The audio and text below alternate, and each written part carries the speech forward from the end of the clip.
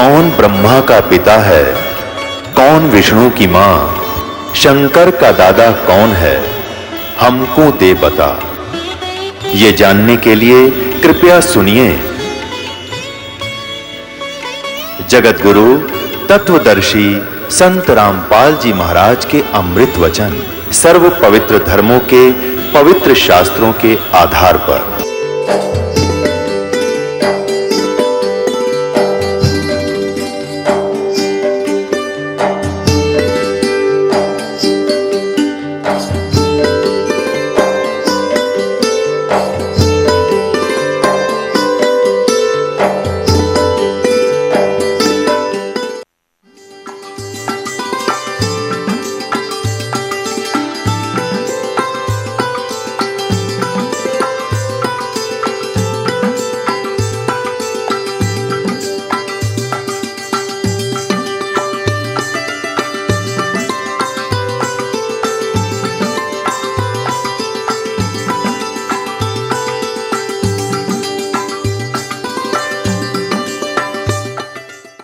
यही शिव यानी काल भगवान अपने महाशिव रूप में रहकर वे अपने सारे अंग में भस्म रमाए रहते हैं। उन काल रूपी ब्रह्म ने, अब देखो युग काल रूपी ब्रह्म, ये ब्रह्म की ही व्याख्या सारी, इसी को महाशिव, सदाशिव, महाब्रह्मा, महाविष्णु नाम से कहा गया है। इन पुराणों का प्रारंभ यहाँ से होता है, फिर आगे चल के त्रिलोकीय ब्रह्मा विष्णु में इसकी उत्पत्ति इसी ब्रह्म से होती है। उन काल रूपी ब्रह्म ने एक ही समय शक्ति के साथ शिवलोक नामक क्षेत्र का निर्माण किया था। उस उत्तम क्षेत्र को काशी कहते हैं, जो ब्रह्मलोक में है। वह परम निर्वाण का या मोक्ष स्थान है, जो सबके ऊपर विराजमान है। वे प्रिया प्रियतम रूप शक्ति और शिव जो परमानंद स्वरूप है, उस मनोरम क्षेत्र में नित्य निवास करते हैं। ये ब्रह्म काल और या पार्वती यानी महापार्वती प्रकृति काशीपुरी परमानंद रूपणी है। मुने शिव और शिवा ने प्रलय काल में भी कभी उस क्षेत्र को अपने सानिध्य से मुक्त नहीं किया है, इसलिए विद्वान पुरुष उसे अविमुक्त क्षेत्र के नाम से जानते हैं। इसलिए पिनाकधारी शिव ने पहले उसका नाम आनंद वन रखा था, उसके बाद वह अविमुक्त नाम से प्रसिद्ध हुआ। देवर से एक समय उस आनंद वन में रमण करते हुए यानी पति पत्नी का व्यवहार करते हुए शिवा और शिव के शिवा यानी प्रकृति देवी और शिव ये काल भगवान के मन में यह इच्छा हुई कि किसी दूसरे पुरुष की सृष्टि करनी चाहिए, जिस पर यह सृष्टि संचालन का महान भार रखकर हम दोनों केवल काशी में रहकर इच्छा अनुसार विचरें और निर्वाण धारण करें। वही पुरुष हमारे अनुग्रह से सदा सबकी सृष्टि करे, पालन करे और वही अंत में सबका संहार करे। अब आगे देखिए,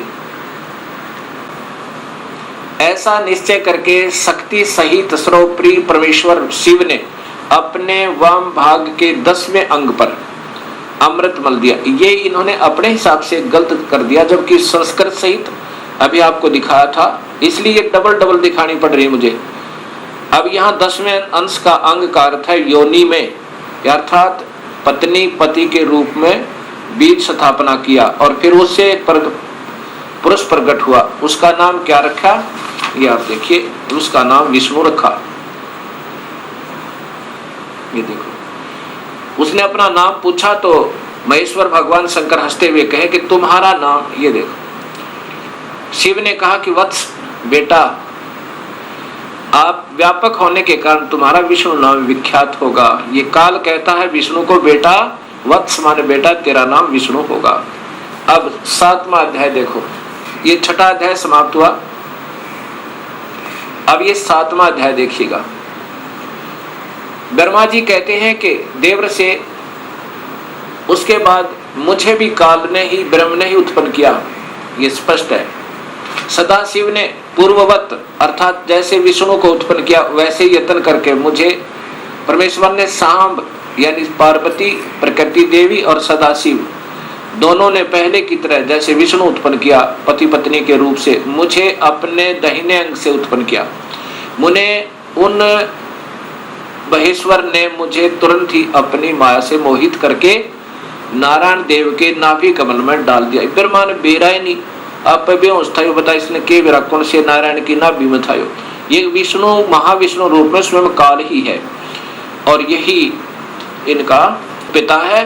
तो ब्रह्मा की उत्पत्ति शिव से और विष्णु की उत्पत्ति शिव से, ये शिव पुराण सिद्ध करती है। इसी गीता प्रेस गोरखपुर से प्रकाशित शिव महापुराण में आप देखिएगा, तीनों ब्रह्मा विष्णु महेश को गुण युक्त बताया है। ये 10वां अध्याय, ये देखिएगा, ये 9वां अध्याय समाप्त हुआ और ये 10वां अध्याय प्रारंभ हुआ। परमेश्वर शिव बोले, उत्तम व्रत का पालन करने वाले हरे विष्णु को आदेश दे रहे हैं, अब तुम मेरी दूसरी आज्ञा सुनो। ये काल है महाशिव, अब तुम मेरी दूसरी आज्ञा सुनो, उसका पालन करने से तुम सदा समस्त लोकों में माननीय और पूजनीय बने रहोगे। ब्रह्मा जी के द्वारा रचे गए लोक में जब कोई दुख या संकट उत्पन्न होगा तब उन संपूर्ण दुखों का नाश करने के लिए सदा तत्पर रहना। तुम्हारे संपूर्ण दुस्सह कार्यों में मैं तुम्हारी सहायता करूंगा। अर्थात शिव विष्णु संपूर्ण शक्तिशाली नहीं है, ये काल कहता है कि मैं तुम्हारी मदद करूंगा। तुम्हारे जो दुर्जय अत्यंत उत्कृष्ट शत्रु होंगे उन सबको मैं मार गिराऊंगा। अर्थात विष्णु भी संपूर्ण शक्ति युक्त नहीं है, शिव जी उनको आदेश दे रहा है, तुम नाना प्रकार के अवतार धारण करके लोक में अपनी उत्तम कीर्ति का विस्तार करो, सबके उद्धार के लिए तत्पर हो। तुम रुद्र के ध्येय हो और रुद्र तुम्हारे ध्येय हैं। अर्थात तुम तीनों मिलकर काम करो। तुम में और रुद्र में कुछ भी अंतर नहीं है, अर्थात दो तो है ही है, एक रुद्र है एक विष्णु है। अब देखो रुद्र आ गया ना, शिव, ये शिव है और ये विष्णु है जिसको दोनों का आदेश दिया है। जो मनुष्य रुद्र का रूप भक्त होकर तुम्हारी निंदा करेगा उसका सारा सद्गुण और उसका सारा पुण्य तत्काल भस्म हो जाएगा। पुरुषोत्तम विष्णु तुमसे द्वेष करने वाला मेरी इच्छा से ही, मतलब अब मैं आपको बताता हूं, मेरी आज्ञा से उसको नरक में गिरना पड़ेगा। अब 9वें अध्याय में फिर देखिएगा, ये 9वें अध्याय का यहाँ देखना। और संहार करने वाले रज आदि त्रिविध गुणों द्वारा ब्रह्मा विष्णु और रुद्र ने नाम से प्रसिद्ध हो 3 रूपों में पृथक पृथक प्रकट होता हूँ। ये काल भी तीनों गुणों रज महाब्रह्मा महाविष्णु महाशिव रूप में रहता है, साक्षात शिव गुणों से भिन्न है। वे प्रकृति और पुरुष से भी परे हैं, अद्वितीय नित्य अनंत पूर्ण निरंजन परब्रह्म परमात्मा है। ये काल तीनों लोकों का पालन करने वाले श्री हरि भीतर तमोगुण और बाहर सतोगुण धारण करते हैं। त्रिलोकी का संहार करने वाले रुद्र भीतर सतोगुण और बाहर से तमोगुण धारण करते हैं, तथा त्रिभुवन की सृष्टि करने वाले ब्रह्मा जी बाहर और भीतर से रजोगुण ही हैं। अब ध्यान से देखो, इस प्रकार ब्रह्मा विष्णु और रुद्र माने शिव शंकर, ये त्रिलोकीय ब्रह्मा विष्णु महेश, इन तीनों देवताओं में गुण है। रजगुण ब्रह्मा है, सतगुण विष्णु है, तमगुण शिव जी। दिखा ना कि शिव अंदर से तो सतगुण दिखा है भगवान जैसा, लेकिन वास्तव में उसका परम गुण तमोगुण है शिव का। अब इस प्रकार इन तीनों में गुण बताए हैं, रजगुण ब्रह्मा, सतगुण विष्णु, तमगुण शिव जी। इन तीनों देवताओं में गुण है। अब देखो चौथा कौन रह गया फिर वो, अब चौथा जो शिव की महिमा गाई जा रही है वो कौन है, वो काल है।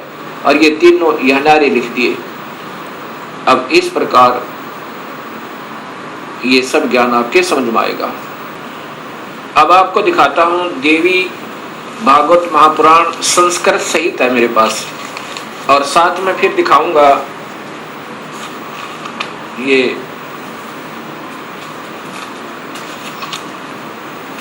गीता प्रेस गोरखपुर से प्रकाशित ये देवी भागवतम सभास टीकम। इनके टीकाकार कौन है ये देखिएगा। और ये कहाँ से प्रकाशित है? अथ देवी भागवतम भाषा सभाष्टेकम महातम, यह है खेमराज श्री कृष्णदास प्रकाशन बंबई, ये यहां से प्रकाशित है। इसके तीसरे स्कंद में, तृतीय स्कंद में आप देखेंगे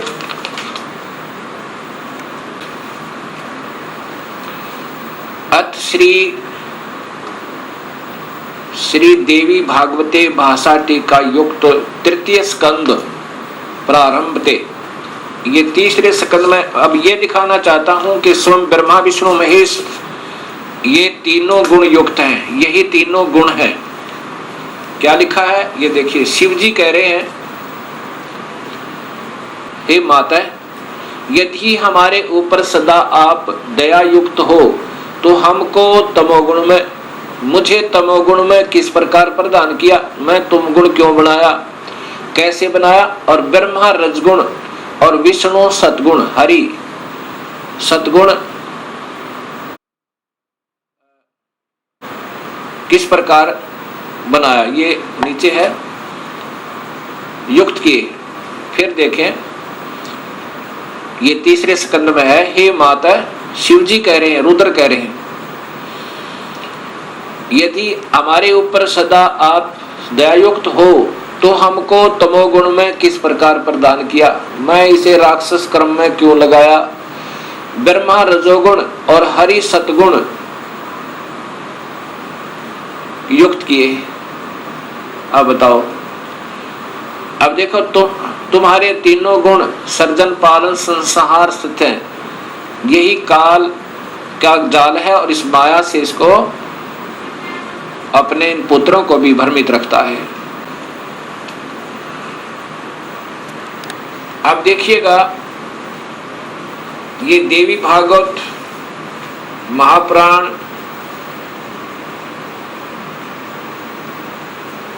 गीता प्रेस गोरखपुर से प्रकाशित, क्योंकि ज्यादातर भक्तात्मा इसी को पसंद करते हैं।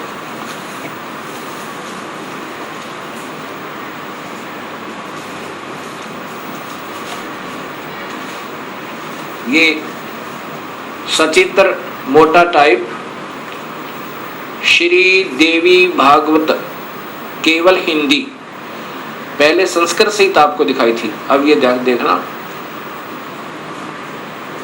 गीता प्रेस गोरखपुर से प्रकाशित, और इनके टीकाकार कौन है ये आप देखिएगा।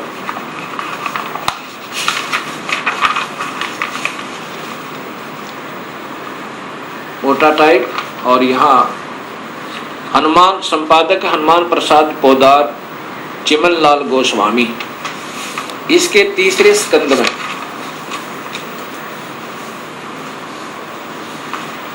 ये देखिएगा देवी भागवत तीसरा स्कंद। इसमें जन्मेजय ने पूछा, आपने अम्बा यज्ञ द्वारा परम पवित्र नवरात्र व्रत करके उसके द्वारा देवी के आराधन करने की आज्ञा दी है, अतः वे कौन देवी हैं, कैसे और सब प्रकट हुई, पधारने का क्या उद्देश्य है। अब ये जन्मेजय पूछ रहे हैं व्यास जी से, और व्यास जी बता रहे हैं कि यही प्रश्न मेरे मन में आया था, मैंने नारद जी से पूछा था। तो नारद जी ने फिर बताया, अब ये पूछ रहा है अभी कि कितने ही आचार्य भवानी को संपूर्ण मनोरथ पूर्ण करने वाली बतलाते हैं, वे आदि माया महाशक्ति एवं परम पुरुष के साथ रहकर, परम पुरुष ये काल को कहते हैं, इन महापुरुषों के लेखकों की बुद्धि यही तक काम करती रही, साथ रहकर कार्य संपादन करने वाली प्रकृति है या 8 भुजा वाली, ब्रह्म के साथ उनका अभेद संबंध है। ब्रह्म माने काल, क्षर पुरुष, जो गीता के 15वें अध्याय में काम आओगा, याद रखना, ब्रह्म के साथ उनका अभेद संबंध है।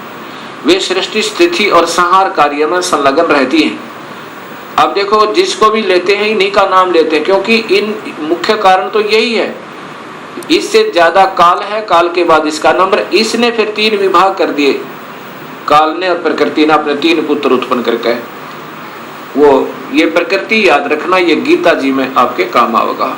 ये शब्द कि प्रकृति कौन है, वही शेरा वाली अष्टंगी, और 3 गुण भी ब्रह्मा विष्णु महेश, ये गीता जी में भी आपको काम आएंगे। नारद जी से व्यास जी ने पूछा, व्यास जी ने अपने पिता ब्रह्मा जी से पूछा, तो ब्रह्मा जी ने बताया नारद को कि कैसे सृष्टि उत्पन्न हुई। ब्रह्मा जी ने कहा, बेटा मैं इस प्रश्न का क्या उत्तर दूं, यह प्रश्न बड़ा ही जटिल है महाभाग, तुम भगवान विष्णु से इसका समुचित समाधान पा सकते हो। महामते, इस संसार में कोई भी रागी पुरुष ऐसा नहीं है जिससे ये रहस्य विदित हो। ओए होए, किसी को नहीं बेरा इसका, लेकिन अंदाजा सा बताऊंगा, ऐसा ब्रह्मा कह रहा है। जो त्यागी, अहंकार रहित एवं ईश्वरीय शून्य है, ईर्ष्या शून्य, वही इस रहस्य को जान सकता है। पूर्व काल में सर्वत्र जल ही जल था, जहां से ब्रह्मा को शोधी आई उसे आगे की ही बता रहा, और वही इन पुराणों में वर्णित है। पूर्व काल में सर्वत्र जल ही जल था, स्थावर जंगम जितने प्राणी उनमें कोई भी नहीं थे। तब कमल से मेरी उत्पत्ति हुई। उस समय मुझे सूर्य, चंद्रमा, वृक्ष तथा पर्वत कोई भी दृष्टि गोचर नहीं हो रहे थे।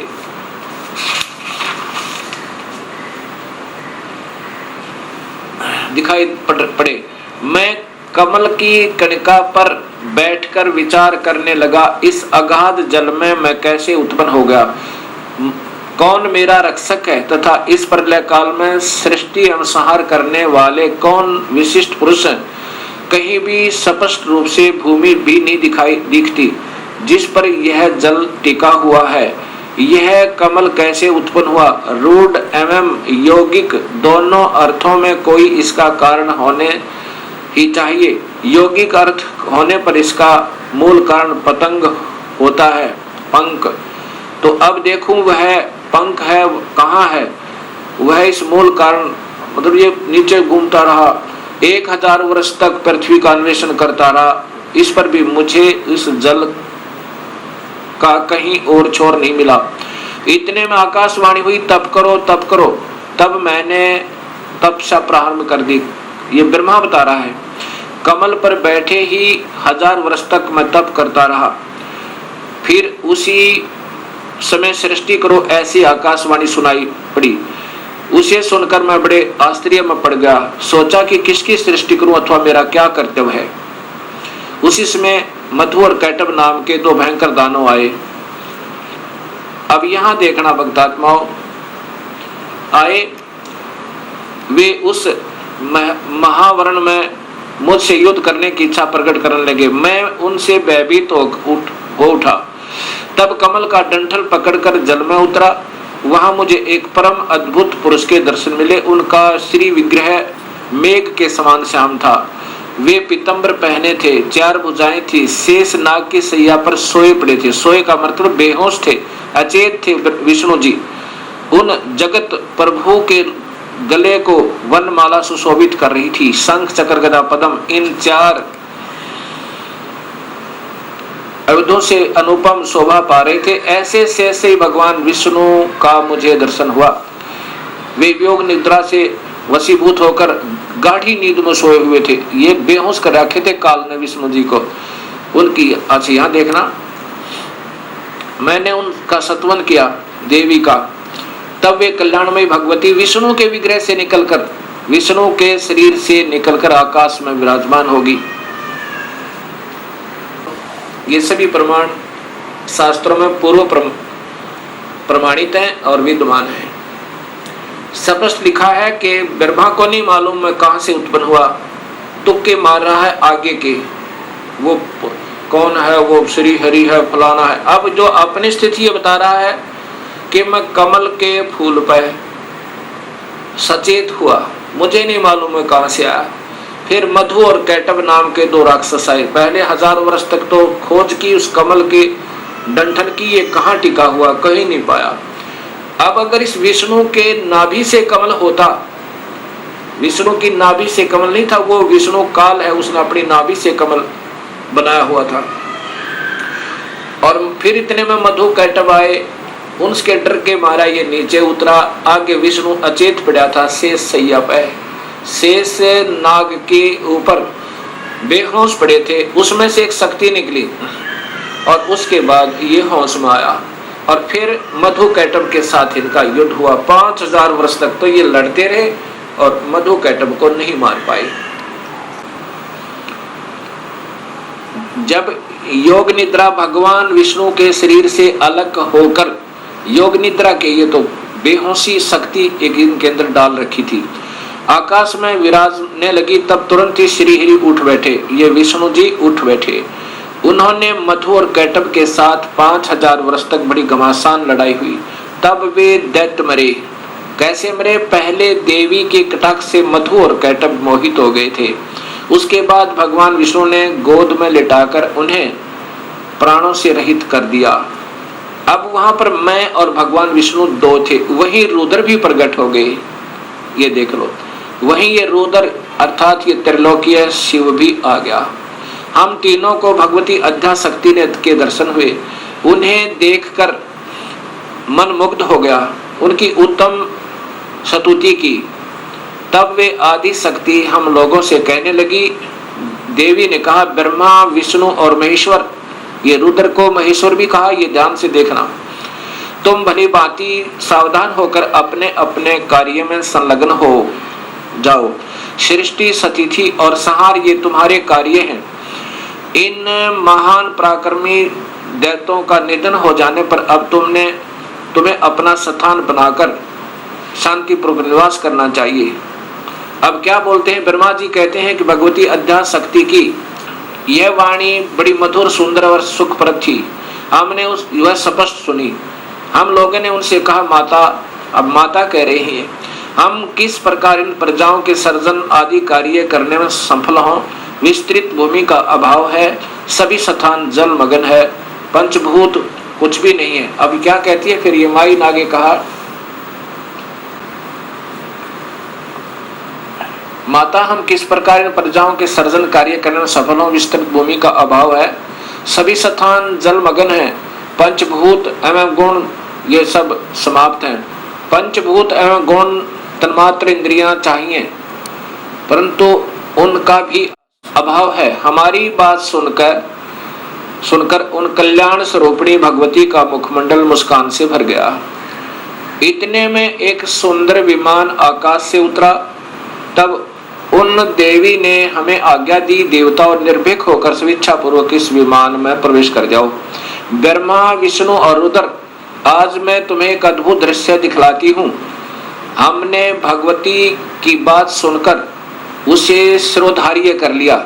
वह रतन जड़ित विमान पर चढ़कर हम लोग आराम से बैठ गए। वह विमान मोतियों की मालाओं से सुशोभित था और उसे से अनेक कणियों की ध्वनि हो रही थी। अमरावती की तुलना करने वाले उस भव्य विमान पर हम तीनों निर्भीक होकर बैठ गए। माता आदेश दे रही है बच्चों की तरह, बेटा इसमें बैठो तीनों। और अब आगे देखो, हम तीनों देवताओं को उस पर बैठे देखकर देवी ने अपने सामर्थ्य से विमान को, अपनी शक्ति थे, इन देवताओं के बस की बात नहीं थी विमान को आगे चलाना, देवी ने अपने सामर्थ्य से विमान को आकाश में उड़ा दिया। ब्रह्मा जी कहते हैं कि मन के समान तीव्र गति से चलने वाला वह विमान जिस अपरिचित स्थान पर गया, वहां संपूर्ण फलों से लदे हुए अनेक सुंदर वृक्ष थे। किलकों की कला की काकली उन वृक्षों की शोभा बढ़ा रही थी। और नीचे देखो, वहां पर ये क्या था? ये कौन था? ये स्वर्ग था।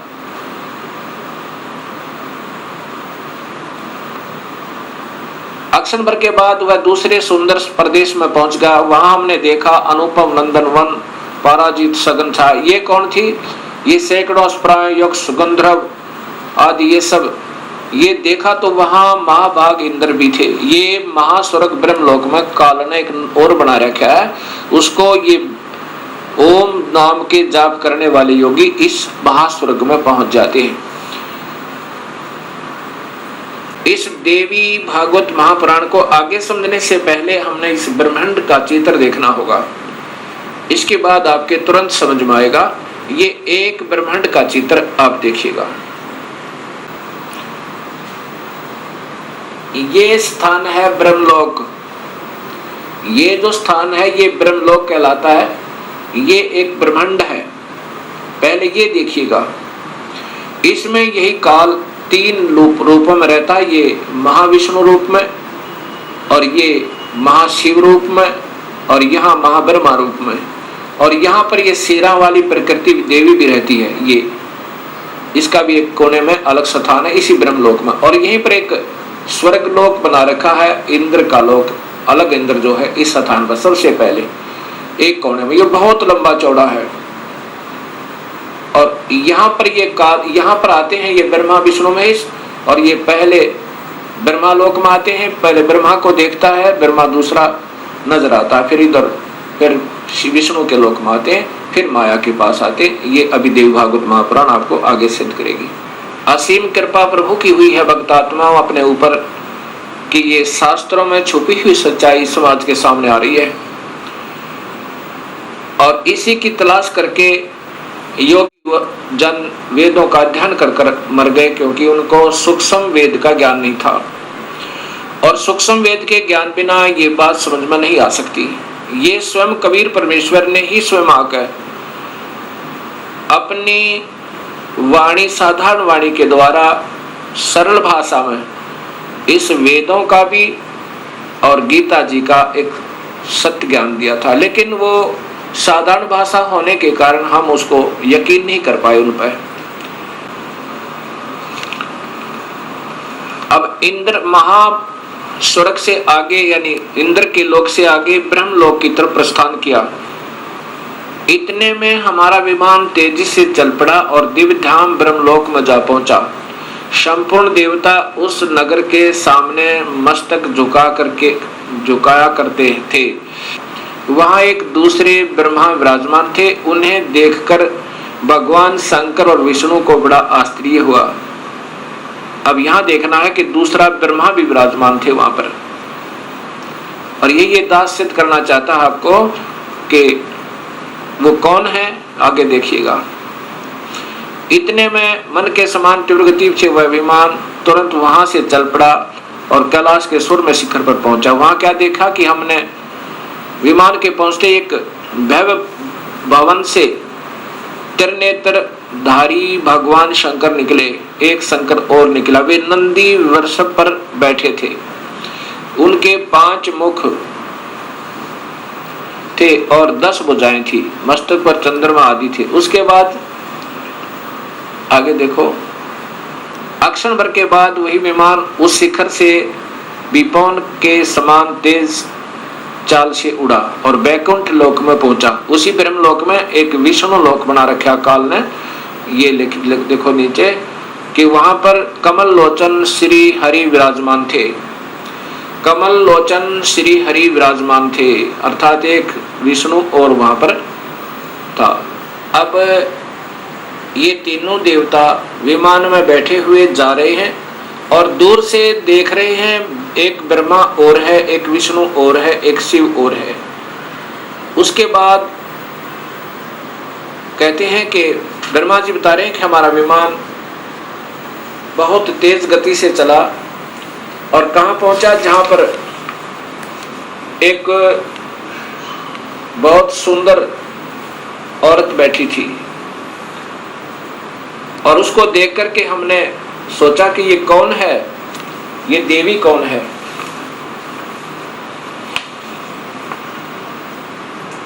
अब ब्रह्मा जी आगे बता रहे हैं,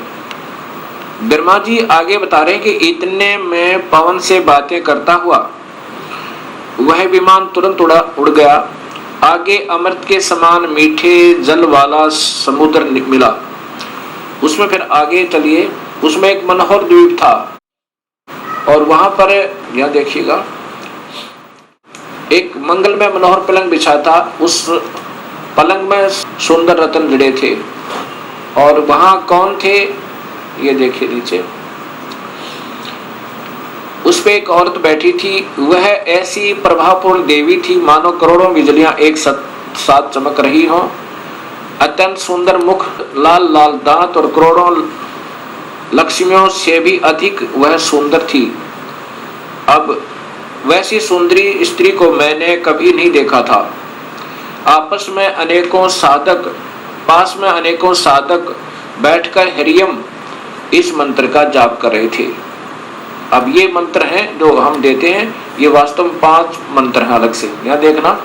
उसके हजारों नेत्र, हजारों हाथ, हजारों मुख आदि आदि। हम आपस में कहने लगे यह सुंदरी कौन है। हम आपस में हम वही ठहरे रहे और आपस में कहने लगे कि ये सुंदरी कौन है, इसका क्या नाम है। हम इसके विषय में बिल्कुल अनभिज्ञ हैं। अपनी माँ के बारे में भी तीनों देवताओं को नहीं मालूम। दूर से देखने पर वे कितनी सुंदर प्रतीत हो रही है। यहाँ देखना आगे फिर। तब भगवान विष्णु ने, ये देखो, नारद यों संदेहग्रस्त होकर, हम लोग वहां रुके रहे विमान से उतर कर। तब भगवान विष्णु ने उस चारों सिहिनी भगवती को देखकर विवेक पूर्वक निश्चय कर लिया कि ये भगवती जगदम्बिका है, वो प्रकृति है, ये हमारी माँ है। तब उन्होंने कहा कि ये ही भगवती हम सबकी आदि कारण अर्थात माता है। महाविद्या और महामाया इन्हीं के नाम है। ये पूर्ण प्रकृति है। ये देख लो, ये प्रकृति इनकी ब्रह्मा विष्णु महेश की माँ है। और यहाँ स्वयं बताते हैं, ये भगवान विष्णु कह रहे हैं कि मैंने जब देखा था, मैं छोटा सा था, प्रलय वर्ण में मुझे दर्शन हुए थे इस देवी के। उस समय मैं छोटा सा था। ये वही संपूर्ण संसार की कारण है, ये वही देवंगना है जिनके पर्यावरण में अर्थात जो पानी ही पानी था, मुझे दर्शन हुए थे। उस समय मैं बालक रूप में था। विष्णु जी कह रहे हैं मैं बालक रूप में था। ये वही देवी भागवत महापुराण गीता प्रेस गोरखपुर से प्रकाशित है।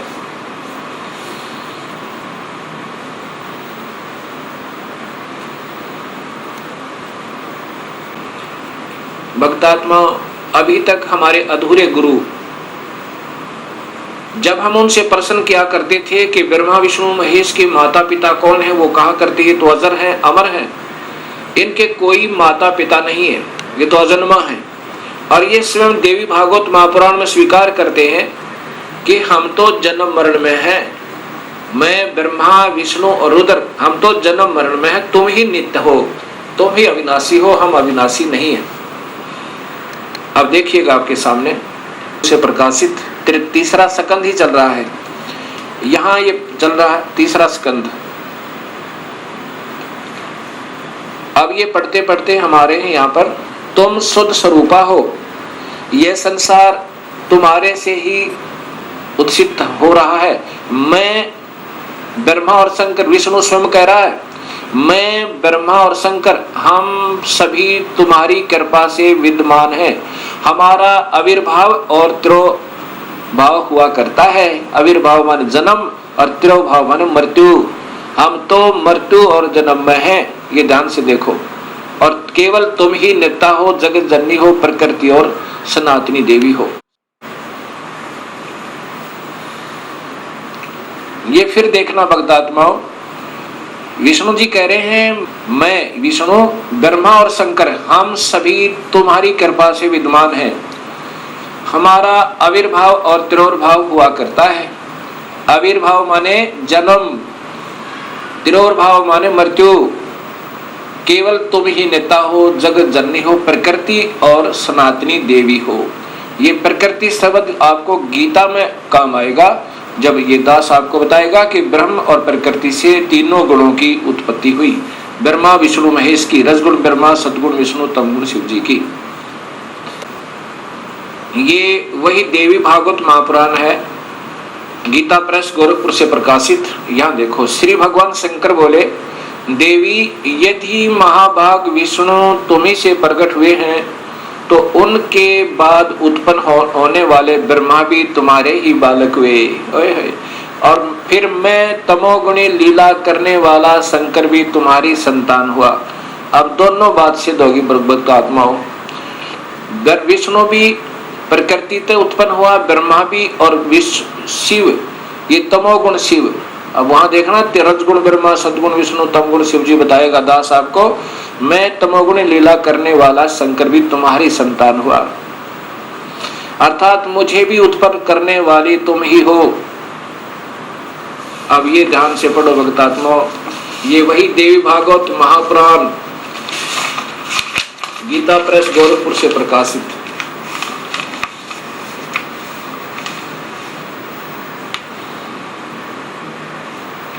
संपादक हनुमान प्रसाद पोदार, चिमन लाल गोस्वामी। अब आपके सामने ये स्पष्ट हुआ कि ये प्रकृति देवी और ये ब्रह्म काल, इन्हीं से ब्रह्मा विष्णु और शिव की उत्पत्ति हुई। और जिनको हम अजर और अमर कहा करते थे, वो हमारे ही शास्त्रों में प्रमाणित है कि ये अनित्य है, ये तो नाशवान और जन्म और मरण के अंदर है। अब इन बातों का ज्ञान होने से ही हमें स्पष्ट ज्ञान होगा कि पूर्ण परमात्मा कौन है। अब उसके बाद क्या होता है, काल ने ब्रह्म ने कहा था कि जब ये बच्चे सियाने हो जाएं, इन तीनों को सागर मंथन पर भेज देना और वहां पर जो वस्तु निकले इनको देना। सबसे पहले अब देवी ने क्या किया कि तुम तीनों अब विमान पर बैठो और जाओ अपने अपने स्थान पर, ये विमान तुम्हें वहां छोड़ देगा। ब्रह्मा को ब्रह्मालोक में, जैसा भी आपने ब्रह्मांड का चित्र देखा था, अलग से ब्रह्मालोक, विष्णुलोक, शिवलोक बने हुए हैं। इस ब्रह्मांड में ये पहले ही रचित है और इनको ऐसे ही एक बहुत लंबे चौड़े समुद्र पर, जल के समुद्र पर, वहां अपनी शक्ति से रखा हुआ था। किनको? ब्रह्मा विष्णु महेश को। तब ये तीनों अपने अपने लोक में पहुंचे। फिर आदेश हुआ प्रकृति देवी का कि तुम तीनों अब सागर मंथन करो। तीनों ने मिलकर सागर मंथन किया। इस ब्रह्म भगवान ने, काल भगवान ने पहले ही समुद्र के अंदर एक कूर्म का रूप धारण करके अपने ऊपर सुमेरु पर्वत को टिका लिया और उसमें इन जाकर तीनों ने शेष नाग के उसे रस्से थे उसका मंथन किया, ऐसे जैसे पहले पुराने समय में दूध रिड़कते थे ऐसे। उसमें से वेद निकले। वेदों को ब्रह्मा ने पढ़ा और वेदों में पाया कि पूर्ण परमात्मा कोई और है जिसने सृष्टि रची हुई है, वही जग का करता है, उसकी उपासना करनी चाहिए, वो आकार में है। उससे पहले ये तीनों बालक अपनी माँ से पूछा करते थे कि माँ हमारा पिता कौन है। तब ये प्रकृति देवी कहा करती थी कि तुम्हारा कोई पिता नहीं, कोई तुम्हारी माँ नहीं, मैं ही तुम्हारा पिता और मैं ही तुम्हारी माँ हूं। क्योंकि काल भगवान ने, ब्रह्म ने, उस महाब्रह्मा, महाविष्णु, महाशिव रूप में रहने वाले उस गुप्त काल ने प्रकृति देवी को सख्त आदेश दिए थे कि मेरा भेद मत बताना, और बता भी देगी तो मैं किसी भी योग विधि से, किसी वेद विधि से नहीं प्राप्त हो सकता। मैं किसी को आकार रूप में कभी दर्शन नहीं दूंगा, अपने वास्तविक स्वरूप में कभी दर्शन नहीं दूंगा, अर्थात मेरे लोक में ये कोई नहीं आ सकता। तो प्रकृति देवी इसलिए कहा करती थी कि बेटा तुम्हारा कोई बाप नहीं, कोई माँ नहीं, मैं ही तुम्हारा पिता, मैं ही तुम्हारी माँ हूं। जब ब्रह्मा ने पढ़ा कि वेदों में लिखा है कि परमात्मा कोई और है, सृष्टि रचनहार, और उसको पाया जा सकता है ओम नाम के जापते, ऐसा उसने सोचा कि ओम का नाम लिखा है और ध्यान लगाऊंगा, मेडिटेशन को अधिक करूंगा, प्रभु प्राप्ति होगी। तब ब्रह्मा ने कहा कि माँ आप कहा करती थी कि हमारा कोई पिता नहीं, वेदों में लिखा है कि परमात्मा आकार में है और वही पूर्ण परमात्मा ही सारी सृष्टि का रचनहार है। उसके पाने का ओ मंत्र भी लिखा है, यही मंत्र है जो उसको पाने का ऐसा ही होगा। ऐसा विचार करके ब्रह्मा ने कहा कि मैं पिता के दर्शन करूंगा। माई ने कहा कि बेटा वो तुम्हें कभी दर्शन नहीं देगा तुम्हारा पिता। ब्रह्मा ने कहा कि माँ अब आपकी बातों पर विश्वास नहीं होता, मैं पिता की तलाश करूंगा, अर्थात परमेश्वर को ढूंढूंगा। माई ने कहा कि यदि तुम्हें पिता नहीं मिला तो क्या करेगा? ब्रह्मा ने कहा कि मैं फिर वापस नहीं आऊंगा, दर्शन ही दूंगा आपको। ऐसा सोचकर, ऐसा कहकर ब्रह्मा वहां से चल पड़ा।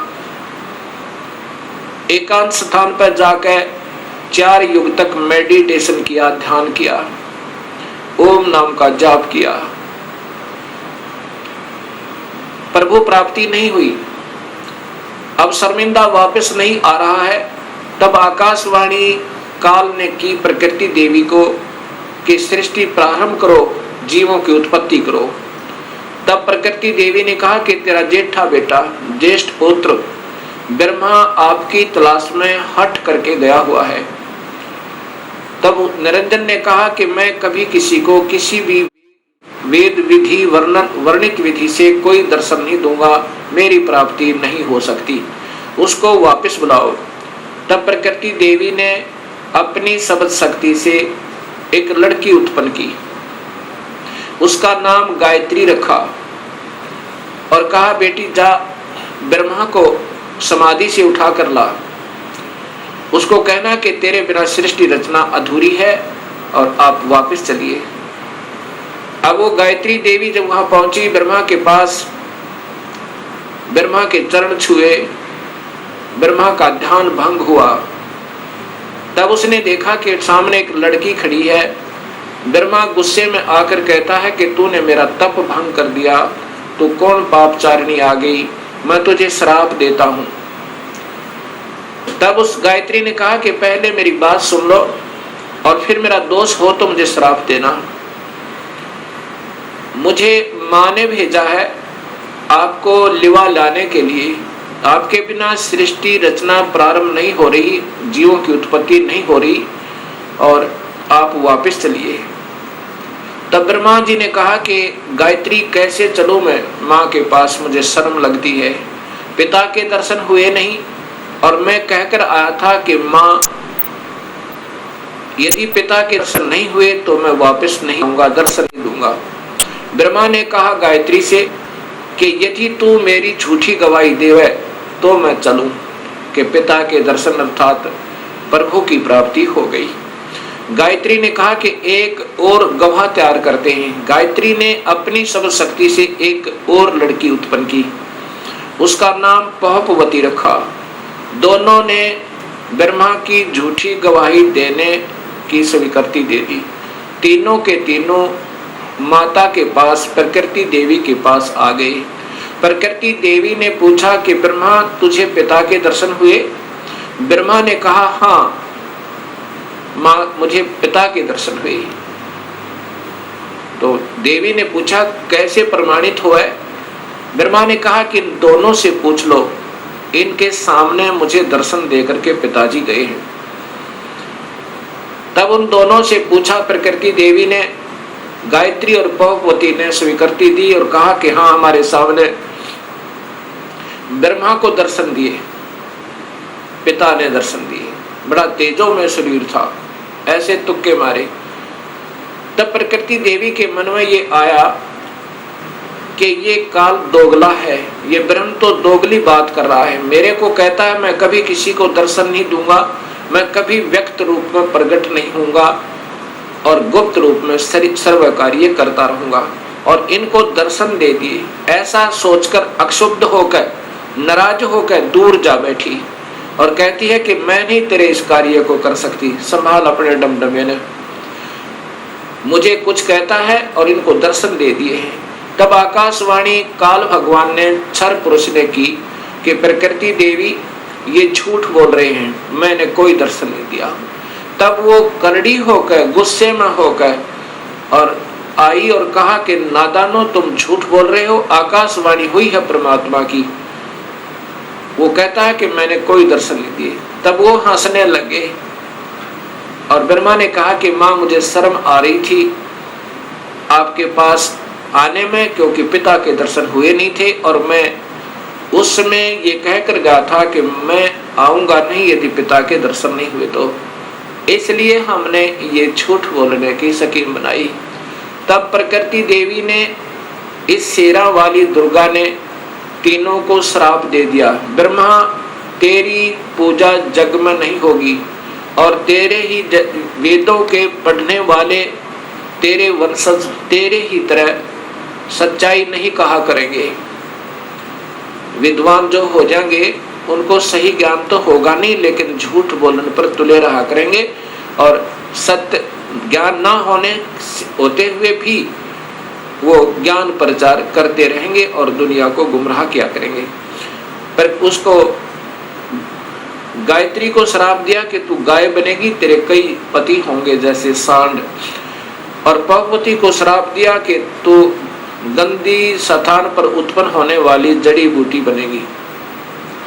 जब तीनों को श्राप प्रकृति दे चुकी, तब काल भगवान ने आकाशवाणी की, उस प्रकृति देवी को ही सुनाई दी वो कि तूने ये अच्छा नहीं किया दुर्गा, इनको श्राप नहीं देना था, तू संविधान को अपने हाथ में नहीं ले सकती, ये सब मेरा कार्य है, अब मैं तुझे श्राप देता हूँ। तू भी द्वापर युग में द्रौपदी बनकर जाएगी, तेरे 5 पति होंगे। ऐसा श्राप पाकर के प्रकृति कहने लगी, निरंजन तेरे वश होगी, मैं अपने पिता से अपने मूल मालिक से बिछुड़ गई, अब तू कुछ भी नाच नचा दे, यदि मैं इन बच्चों को नहीं डांटूंगी नहीं धमकाऊंगी तो ये कैसे कार्य सुचारू करेंगे, और मैंने इनको थोड़ा सा सजा दी तो तूने मुझे सजा दे दी, ठीक है नचा ले नाच जैसे तू नचाना चाहता है। उसके बाद प्रकृति देवी विष्णु के पास गई, विष्णु के लोक में विष्णु से कहा कि बेटा तू भी अपने पिता की खोज कर ले। कहीं फिर बाद में समाधि लगाकर बैठो और सृष्टि रचना में भंग होवे। विष्णु जी अपने पिता ज्योत निरंजन काल भगवान की तलाश में चल पड़े। कहाँ पहुंचे? शेष नाग के लोक में पहुंचे, और शेष नाग ने जब देखा कि तेरी जुरिडिक्शन में यहाँ सबने अपनी अपनी सीमाएं बांट रखी हैं, कुत्ते ने अपनी बांट रखी है, राजाओं ने अपनी बांट रखी है, भैंसे ने अपनी बांट रखी है कि जो भी उस सीमा में आ जाए उसके साथ लड़ मरे कट जाए, और 2 दिन के मेहमान से भी। ऐसे ही शेष नाग ने जब देखा कि तेरी जुरिडिक्शन में तेरे राज्य की सीमा में ये कौन बेधड़क व्यक्ति आ रहा है, इसको कोई डर नहीं तेरा, ऐसे ही अपने 1000 फनों से शेष नाग ने बहुत जोर से फुंकारा छोड़ा विष्णु को भयभीत और सतर्क करने के लिए कि सावधान हो जा, तू कैसे निर्भीक होकर आ रहा है। ऐसे उस जहर का फुंकारा जैसे स्प्रे पेंट होया करे, ऐसे विष्णु जी का शरीर काला बन गया, जैसे धुंध हो जाकर उसके अंदर विष्णु छुप गया। शेष नाग के विष के फवारे तय विष्णु जी का शरीर विग्रह काला हो गया, सांवला हो गया। जब विष्णु जी ने देखा कि इस नादान कीड़े ने, इस नादान सर्प ने ये क्या जुल्म किया, मैंने इसका क्या बिगाड़ा था, मैंने तो इसको कुछ कहा भी नहीं था, इसने ऐसे मेरा स्वरूप बिगाड़ दिया, अब इसको ठीक करता हूँ, इसको गढ़ता हूँ। ऐसा सोचकर उस नाग को समाप्त करने के लिए विष्णु आगे बढ़ने लगा। उसी समय आकाशवाणी हुई ज्योत निरंजन की, काल की, कि विष्णु अब इसको कुछ मत कहे शेष नाग को, अगर ऐसे तुम लड़ने मरने लगे तो सृष्टि कैसे प्रारंभ होगी, अब इसको कुछ मत कहे। द्वापर युग में ये काली देह में हो जाएगा, जन्म लेगा, इसका अवतार होगा और तय उस समय कृष्ण बनकर जाएगा, उस समय इससे अपना बदला ले लेना। अब तू वापस जा और अपनी माँ को स्पष्ट बता दे, झूठ मत बोलना, मैं कभी किसी को दर्शन नहीं दूंगा और ना ही मेरे कोई दर्शन कर सकता, किसी भी वेदों वर्णित विधि से, यज्ञ से, तप से, जप से नहीं कर सकता। यदि झूठ बोलेगा तो तेरा हाल भी ब्रह्मा जैसा हो जाएगा, वापस जा। ऐसा सोचकर, ऐसी आकाशवाणी सुनकर विष्णु जी वापस चल पड़े, माँ के पास आए। माता ने पूछा, क्यों पुत्र, पिता के दर्शन हुए? विष्णु जी ने कहा, नहीं माँ, मुझे दर्शन नहीं हुए। इस बात को सुनकर ये जगदम्बिका दुर्गा बड़ी प्रसन्न हुई और विष्णु को सीने से लगाया और कहा, पुत्र तू सत्यवादी होगा और तुझे मैं यहाँ पालन पोषण और अतिथि का विभाग देती हूँ, और अब मैं तुझे अपनी कृपा से तेरे पिता के दर्शन कराती हूँ। देख शरीर में ध्यान लगाकर और पहुंच जा सहस्रार कमल में। सहस्रार कमल में जो ज्योत प्रकाश दिखाई दे रहा है वो 1000 ज्योतियां, बस ये तेरे पिता का स्वरूप है, ये ज्योत स्वरूपी निरंजन है। ऐसे इन सबको बहका रखा है। विष्णु जी अपने पिता के प्रकाश रूप में दर्शन करके बड़ा प्रसन्न हुआ। उस अंदर प्रकाश देख के ये मेडिटेशन करने वाले अंतिम उपलब्धि केवल ज्योत बताते हैं। वो ज्योत स्वरूपी वही तो काल है और उसी को देखकर सब प्रसन्न हो जाते हैं। उसके बाद यही माई शिव जी के पास गई, शंकर जी के पास गई। शंकर जी से कहा, बेटा तू भी अपने पिता की तलाश कर ले, तेरे 2 भाइयों को तो मिला नहीं। शिव जी ने कहा कि हे माँ, जब मेरे 2 बड़े भाइयों को नहीं मिला पिताजी, तो मैं तो कोशिश ही नहीं करता, परंतु माँ मेरी एक प्रार्थना है। तो माता ने कहा कि बोलो क्या चाहते हो? कि मुझे जन्म मरण रहित कर दे, मुझे अमर कर दे माँ, मैं तो यही मांगता हूँ आपसे। तब माँ ने कहा, प्रकृति देवी दुर्गा ने कहा कि बेटा ये नहीं हो सकता, जो पैदा हुआ है इस 21 ब्रह्मांड में उसका जन्म होगा, जो जन्म हो गया उसकी मृत्यु होगी, जो पैदा हुआ उसकी मृत्यु होगी, और जो मर गया उसका पुनर्जन्म अवश्य होगा, चाहे किसी भी योनि में कर्म आधार पर वो चाहे। अमर नहीं कर सकती। पुत्र में एक विधि बता सकती हूँ जिसके कारण तेरी आयु सबसे ज्यादा हो जाएगी। भगवान शिव ने कहा कि माँ ऐसी ही कृपा कर दो। तब देवी ने कहा कि पुत्र तू ज्यादातर मेडिटेशन करया करे, और मेडिटेशन करते करते अपने श्वासों को, प्राणों को 10वें द्वार पर स्थिर कर दिया कर। श्वास कम से कम आने दिया कर और ठंडे क्षेत्र में रहा कर ताकि तेरा शरीर खराब ना होए। उसके बाद भगवान शिव ज्यादातर ध्यान समाधिस्थ रहते हैं और अपने श्वासों को रोक लेते हैं। श्वासों के आधार पर ही ये सब प्राणियों की आयु निर्धारित है। उसके बाद फिर इन तीनों से कहा कि तुम जाओ सागर मंथन करो। पहले माई ने कहा कि तुम मेरे से सृष्टि रचना करो, मुझे ही पत्नी बनाकर तुम तीनों यहाँ के सृष्टि रचना करो। तब इन तीनों ने कहा, हे माँ, माता नार पुत्र की होई, हे जननी ये कहाँ अगत होई। तब माँ ने कहा कि बेटा मैं तुम्हारी परीक्षा ले रही थी और ये देख रही थी तुम भी अपने पिता की तरह ही ऐसे हो या तुम्हारे अंदर कोई विवेक है। ठीक है, तुम जाओ फिर सागर मंथन करो। अब दूसरी बार फिर सागर मंथन किया। जब सागर मंथन किया उसमें 3 रूप माई नहीं अपने बनाए इस दुर्गा ने। ये सिद्धि होती है, एक सिद्धि बहुत चोलेदार है। चोले माने शरीर। 3 रूप बनाए और 3 लड़कियों के रूप में बाहर आई। वो तीनों के तीनों ब्रह्मा विष्णु महेश एक एक लड़की को लेकर के, तीनों लड़कियों को लेकर के माँ के पास आए। माता ने पूछा कि पहले कौन सी निकली थी, कि ये, उसका नाम सावित्री रखा, वो ब्रह्मा से व्याधी। दूसरी का नाम लक्ष्मी रखा, वो विष्णु से व्याधी। और तीसरी का नाम उमा रखा, वो शिव से शादी कर दी। और तीनों से कहा कि अपनी अपनी पत्नियों को लेकर अपने अपने लोक में जाओ और अब ये सृष्टि प्रारंभ करो। यहाँ से ये काल सृष्टि प्रारंभ हुई। अब इसी का प्रमाण आपको देवी भागवत महापुराण में देता हूँ, तीनों की शादी का। अब देखिएगा वही श्रीमद् देवी भागवत महापुराण, केवल हिंदी, गीता प्रेस गोरखपुर से प्रकाशित, और इसी का वही 3रा स्कंद चल रहा है। इसमें देखिएगा यहाँ पर इस प्रकार मुझसे आज्ञा देकर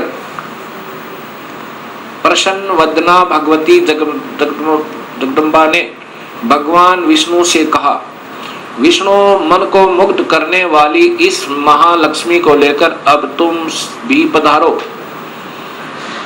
महालक्ष्मी से ब्याह कर दिया।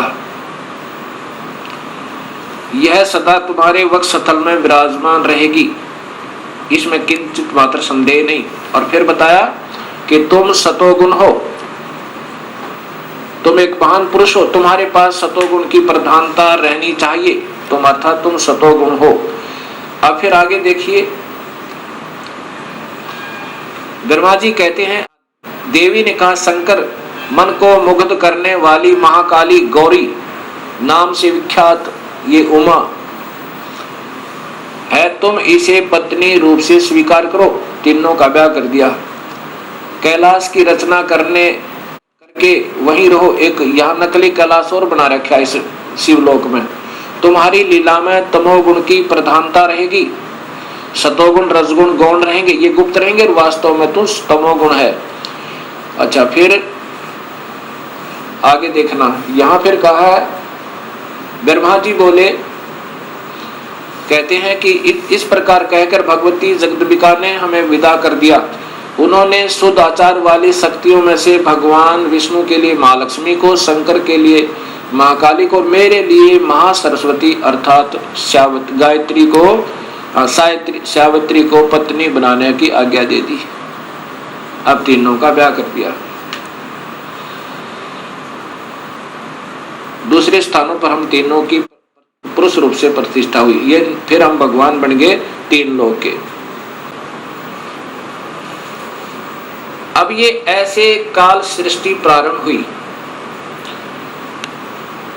अब इसी का प्रमाण आपको गीता जी में देता हूं। अब देखिएगा, श्रीमद् भगवत गीता, गीता प्रेस गोरखपुर से प्रकाशित, और इनके टीकाकार हैं श्री जय दयाल गोविंद का, श्री जय दयाल गोविंद का। और ये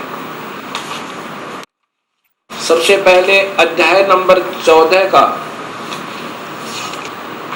प्रथम श्लोक सुनिए इन्हीं की भाषा में। वैसे तो इन महापुरुषों को विशेष ज्ञान नहीं था, कोशिश की इन्होंने सरलार्थ करने की ढंग से, परंतु सूक्ष्म वेद का ज्ञान न होने से अधूरा पुधूरा ही किया। फिर भी जहां तक इनकी बुद्धि काम की, उन्हीं के आधार पर बताता हूं कि ज्ञानों में भी अति उस उत्तम परम ज्ञान को फिर कहूंगा, जिसको जानकर सब मुनिजन संसार से परम तर गए, मुक्त होकर परम सिद्धि को प्राप्त हो गए।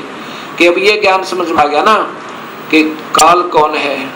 अब ये ब्रह्म भगवान स्वयं ही कह रहा है कि अब वो उत्तम ज्ञान तुझे फिर बताऊं अर्जुन, जिसको समझ गए और फिर मेरे जाल से सब निकलने की चेष्टा कर जाते हैं, करते हैं, वो निकल जाते हैं।